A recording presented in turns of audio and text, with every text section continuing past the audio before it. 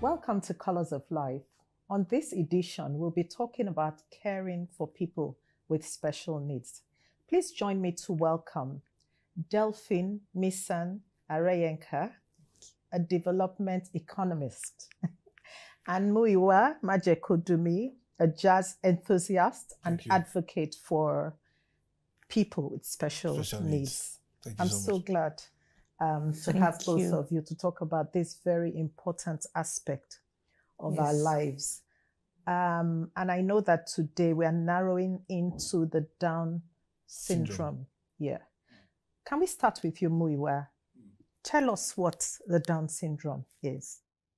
Let me first of all tell you what it is not. It is not a disease. It's not a disease. It's not a virus. It's not anything you can catch. It's not contagious. It's a condition caused by by an additional chromosome. You know, in each cell we have 46 chromosomes, 23 donated by the father, 23 donated by the mother. So that's 46. But somewhere along the line, there's an additional chromosome that pops up like a little boy on the sea that says, I'm here, I've arrived. And that causes the condition. And as a result, it results in intellectual and developmental delays, I understand. Yes, as well as some certain physical characteristics. Okay. And you got introduced to it when you went to the hospital and your first child was born. Yes, my first child, BJ, was born October 24th, 1988. He's going to be 32 this month. Mm-hmm. So when he came out, you saw he was a bit different. He was very different. Okay. And you see, it's been such a long time, I really can't remember the exact sequence of events. But somewhere along the line, I think the doctor told us, Mr. Majek, this son has Down syndrome. Unfortunately, there was no internet at that time, so we couldn't really find out in depth what Down syndrome was about, what it was, but it gave us what it was in a nutshell. It was only maybe 12 years later or 10 years later, I think when did the internet come out? Late 90s. Or thereabouts, yes. And then we began you were able to get information. How did you feel when you saw the child? Because from the little research I've done, women who give birth in their 40s are more likely to have children with Down syndrome. However, younger women can have children with this condition. And your wife was? My wife was 29. Only 29. Only 20 or 30. She was 30 when BJ was born. Yeah. And what did you feel? How did you feel? Did you say, God, why me? Were you a person of faith then, active? I was a drunkard at that time.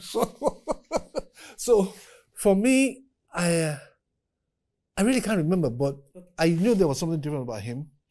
But from day one, I do not tell you, like from day one, I decided to accept BJ as a gift from God. I accepted him from I had no choice. He was my son. I mean, and I didn't understand the journey that I was going to be put through until years later. But it was something that I had to accept from day one. Amazing. We'll come back to you. Let me talk to Delphine. Unlike Muyiwa's case, you had your son much later in your 40s. You had already had a child. So tell us about the journey leading up to the birth and when you did realize that he was special. Okay, well, thank you, Coco. Actually, I didn't choose to have a child in my 40s.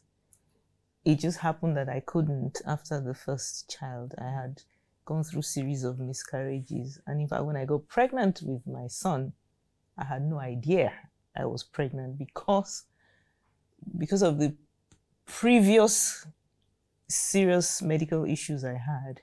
I was told I wasn't going to be able to have another child.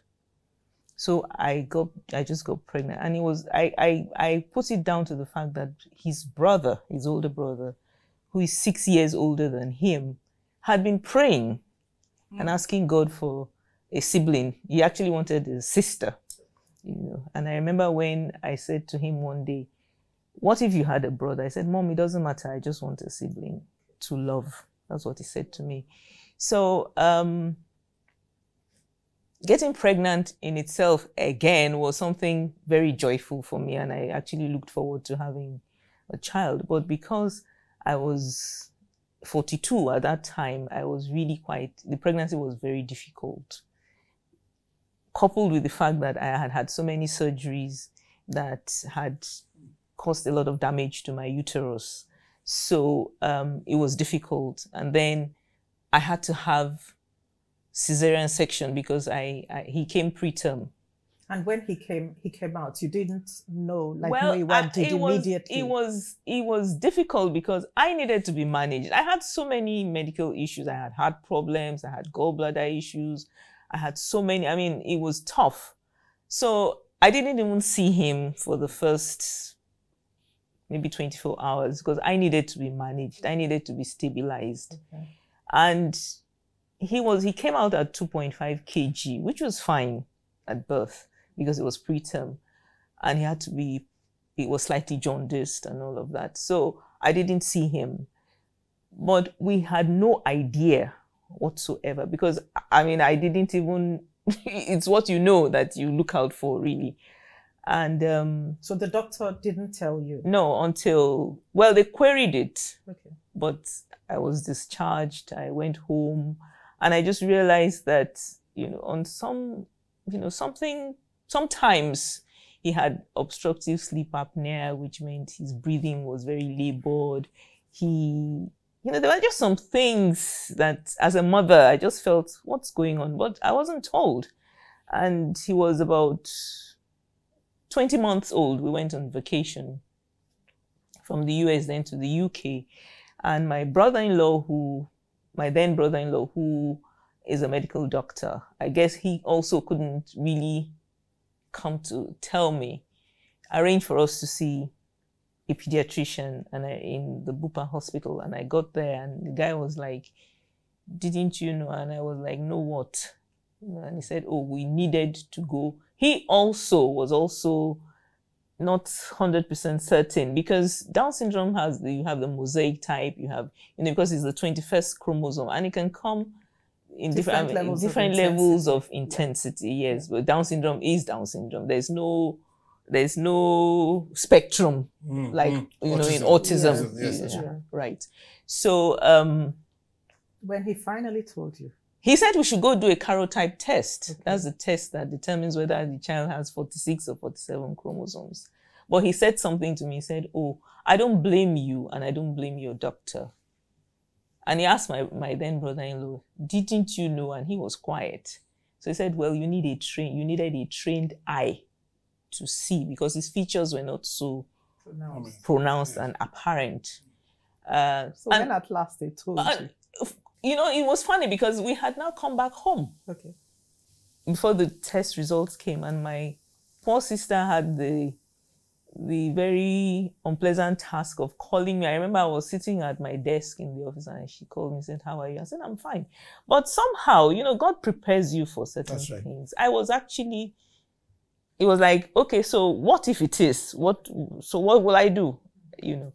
I said, oh, I'm sorry, Bemi's results came in, and it's 47XY. And, the question I was, what does that mean? Out of whatever. She said, well, it's confirmed. And I said, okay, thank you. And I dropped the phone. So I had the terrible task of telling his father, and I got home that day, I told him, and, it was a bit harder on him than me, I can say that for sure. But we quickly, like you say, smelt the coffee and hit the ground running. Because did you ask God, why me? Because I know you were a committed Christian at this time. No, I didn't. Because when we were in the consulting room, when he was asking those questions, and he then said, oh, I walked out. And I went out. This was in Harpenden in England, and I looked at the stars, the sky, and there were stars. And I stood there and I was like, okay, Lord, so what if? And what will you have me do? I've never, and that is it, I've never asked God, why me? I said, Lord, what will you have me do in this situation? And truly, every day of my life, I see him saying and telling me what to do. Amazing. We'll take a break now. And when we come back, we'll talk about the realities of living with a special child. So we've been having a very informative, eye-opening, enlightening conversation around caring for loved ones with special needs. We're taking a break now.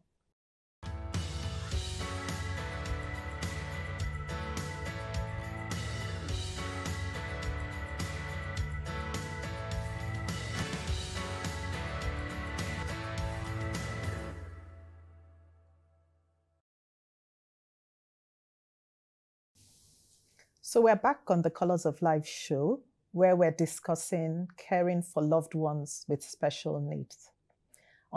In the studio with me today is Delphine, a mother of a son who has Down syndrome, and Muyiwa, father to a son with Down syndrome. They'll tell us how they've been coping and why they have become advocates for people with special needs. Delphine, you've experienced discrimination with your son. You've had some good experiences, for instance, in his school in Lagos. Tell us about that. And then we want to hear about the not so pleasant experiences. Okay, when we realized that our son needed early intervention, which is very key, it's better you start early. Of course, his older brother had been in Green Spring School. So, and we knew about the fact that they have a learning support unit that works with children who learn differently. That's the way we like to put it. This is Green Spring School in Green Lagos, Spring School, Nigeria. Lagos. All of their campuses have the same setup. Okay. So he started from the preschool class, and we developed what we call an individual educational plan, an IEP for short. Okay. So he learned at his own pace. And although he was learning, he was going through the same subjects, but because they are visual learners, the teachers had to teach them with visual aids.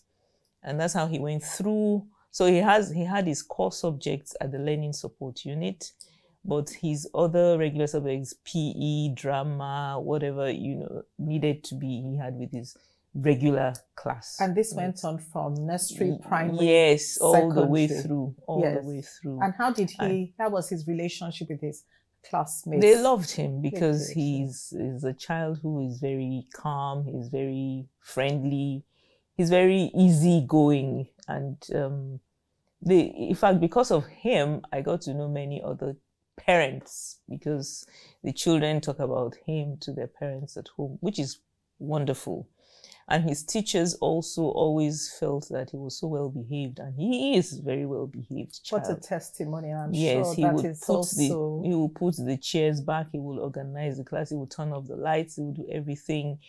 He likes order. Mm. And I'm sure that's testament to the love and support he's received at home. At home, yes. But you did tell me about an incident where he was invited for a birthday party by a friend, and the reaction of the mom.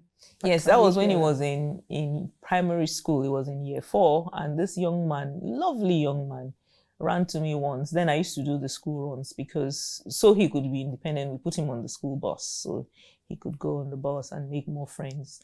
But then I used to do the school runs, and this young man came to me and said, "Oh, Mrs. Arenka, I would like me to come to my party. I'm going to be 8 years old." And I said, "Fantastic. But you see, I'm a mother who always insists I want to talk to the parents, because our children can get up to some mischief sometimes." And I said, "Oh, I like your mother's phone." And I said, "Oh, I already wrote it." And he handed it over to me.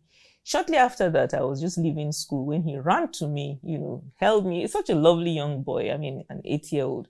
And said, "Oh, my mom is here, my mom is here." And he dragged me by the hand to his mom, and I politely asked, "Good afternoon." And I said, "Oh, your son, this is what your son has said to me," and all that.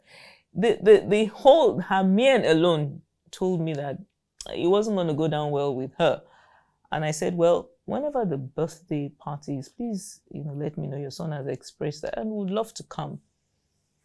I never got that invitation, despite the fact that I actually bought a gift for the child and all that. And the following week, after it was an April date. I can't remember immediately now what date it was. The following week, I saw the young man, and he was so embarrassed. The little boy was so embarrassed. And I said, "Here's your gift, and I hope you had a nice party."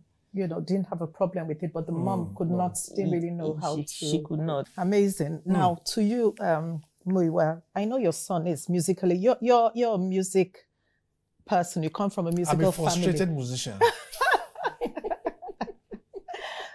So tell us about BJ's exceptional music ability and just a bit. We want to meet BJ. You will. Okay, I'd love to. You never forget the experience, I promise you. I usually had this habit of each time my wife, well, it started with BJ. Each time she got pregnant, I'd put, she was lying down in front of the system, I put headphones over her stomach.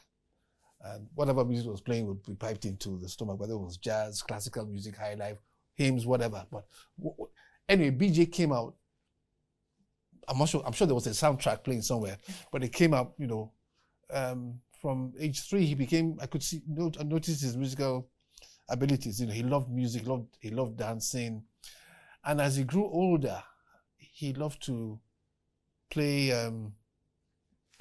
he would drum on the table to the beat. Okay. And even if there was no music, he would still be tapping on the table or whatever it was. So, and then I ran a jazz club. You did for 11 years. 11 years. Jazzville. Very popular. You had all the popular names like Femi Kuti, Asha. No, Asha was much later. Much later. But was Femi Kuti, Yinka Davis, Fela used to come round, and a whole lot of them used to come round. So there was always music in the house, music in the car. He was inundated with music, so he had no choice but to, love music. Right now, he performs with several groups, Segun Adefola's Segun Adefula. He's also performed recently with the Evergreen when they had their Lagos State Music Festival. So basically he's musical.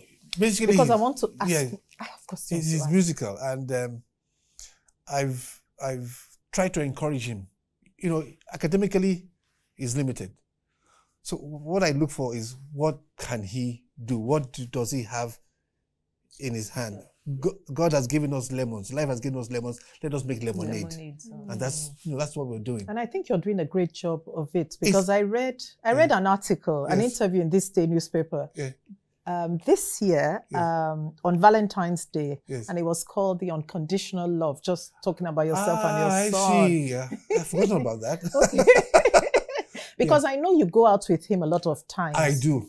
Yeah. But 98% of the time he's with me. He's like, I call him my wingman. Your wingman. So and that's so important because in this culture, I'm sure you've experienced it. You do have a story about that. In our culture, people tend to hide children, people with disabilities. But that's part of their advocacy. Okay. Being seen with your son, they say a picture is worth 1,000 words. So that picture of he and I, is 1,000 words. And people are looking. I don't know. I mean, people are looking. Oh yeah. I got somebody sent me a message on Facebook the other day. He said, "I see you and your son regularly at Freedom Park, and you guys are like, white on rice." I respect him. He's my son. I'm older than him, but he has his own spirit. There's a popular poem by Halil Gibran, talks about children. He says, "Your children are not your children. They come through you, but not from you.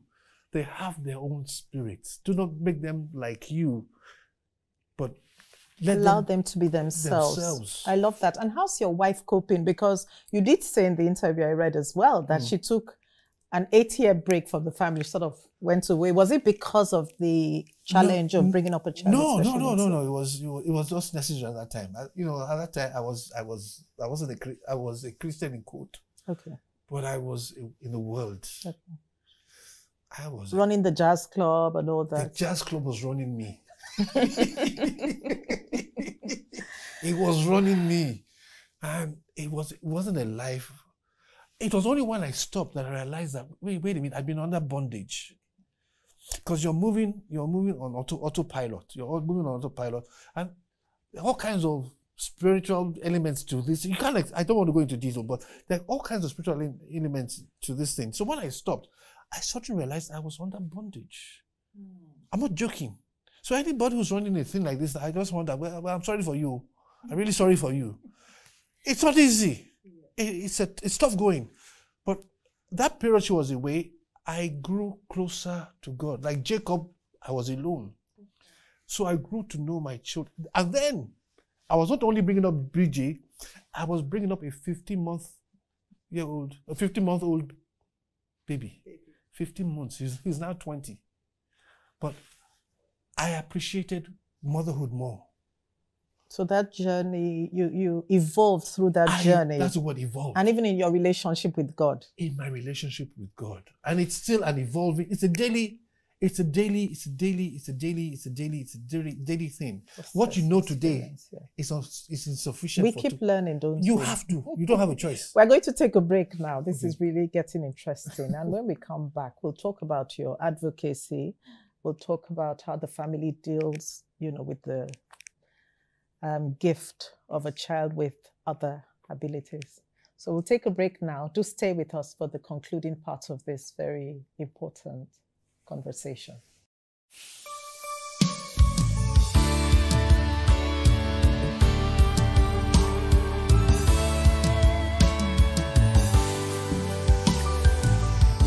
Welcome back to Colors of Life. I'm talking to Delphine and Muyiwa, who are looking after children with other abilities. And in this last segment, they'll tell us why they're such advocates for this cause. So do join me to welcome them again to the program. Muyiwa, your special son, BJ, is the first child. Yes. And you went ahead to have 3 other children. Were Yes. you ever afraid that the second one or the third one could be another child with special needs? It actually never crossed my mind. It never crossed my mind, and it never for once crossed my mind. So it was just a question of, look, I told you earlier, I don't take life serious. I just live my life. A typical artist. I'm one, so I know. I live my life the way God wants me to. I take one day at a time. At a time. Yeah. And in an interview that you did, I read, you said you consider yourself on vacation compared to people who have children with maybe more serious conditions. disabilities. Yes. Yeah. So I just thank God, because God knew I could handle it. He knew I could handle this. And I began to find out the reason why God gave me the child with Down syndrome. It's about letting your light shine, 1. 2, and then He has comforted. What's that verse in the Bible that says, God comforts us in our comfort, that may be a comfort to other others. people, and that's why you're into advocacy. That's why I'm into advocacy. Okay. So I'm not ashamed of my son. Because there are thousands of people, hundreds of people who have children like this who are ashamed.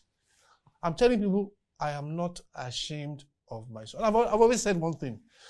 If God says, if I had to live my life all over again, and God asked me, would I want to have BJ? I say, yeah. Amazing. Definitely yes. Amazing. Because he's part of my life. I've been to places I never would have been if I didn't have BJ. I have met people like you, Delphine, that I wouldn't have met if not for BJ. So, and you worked in the Down Syndrome Foundation of Nigeria. Yeah, I did. I was a member for 18 years, but I was the administrator for about three years. Okay. 3 years, yes. Okay. So that also was a platform for me to showcase my son, as well as showcase other children. I was able to meet other children and, accept them, educate them, and inspire them. That's our job as advocates, to inspire, really an inspiration. Inspire parents, to inspire children. If I want people to say, if Maje can do that for his son, why can't I do that as well? That's a positive example. But the negative example is children who have parents who are ashamed. And then that rubs off on society as well. Okay. If you as a parent are not willing to accept your child, yes, then why should you expect society to accept the child? And by your example as well, I believe his siblings. Oh, they love him. Yeah. I mean, he's older than them, but he's like the youngest, really. But he and his brother, the last born, 20, they're very, very close. They sleep on the same bed. Always on the same bed, sleeping on the same bed. So, and they care for him, they take care of him, and I'm very proud of them. I love that. Even It's evident. my daughter's fiancé, Okay. who loves him to bits. To bits as To bits. well, So yes. initially I was worried about his future. What's going to happen to him? No. What's going to happen? But his life is in God's hands. In God's hands, and that's so important. Yeah. So, Delphine, you talk to us about your advocacy work. You know, a lot of times we find that, yes, we have children with special needs, but then we forget about the parents. The parents go through emotional trauma. Some parents are so indigent, they can't even afford to feed. How much you want to look after the children? So I felt that it was necessary to, concentrate more on the parents by having counseling sessions. I mean, I work with different centers, different groups, different people. And because by my profession, I work in the corporate world, I get sponsorships. I mean, people have been very kind, and it's like, look, Delphine, if you can showcase your child, then you're doing something right. So we'll support you. And that way we're able to, extend help to parents, to empower them economically so that they can also earn a living. Because if you can feed yourself, how will you pay 1,000, 2,000, 3,000 naira therapy for your child? And you talked about a couple who have 4 children. 4, yes, in one of our parents. And they're not bitter. No. What did you say the father said? He said to me, God loves me so much, he gave me 4. It's just amazing, because when people see you showcase, love your child unconditionally, they are encouraged. Sometimes when I'm talking to the parents groups, because of course you also have some parents who want to, I've been in Abeokuta once where a parent, I don't know how they got to know that we're going to be there, had come with his child. That child has cerebral palsy, by the way. And he said, just take this child away and take him to Lagos. I said, no, I will make sure that your child gets care. We will ensure that we put you along the right path. So sometimes you do referrals to hospitals, to centers, to different places. So is that. So you help parents care for the children, keep the children. And we would love to continue this conversation, but we've run out of time. Thank you so much, Muyiwa and Delphine, for coming on this show. Your experience has really been very encouraging, I would say, and inspiring as well. Thank you. So this is where we end our conversation with a gentleman and a lady who are looking after children with other abilities. Do stay with us and join us next week for another edition of Colors of Life. Please share this video, follow us on social media, like us. Remember, this is the Colors of Life show. Here we seek to know Christ and to make him known.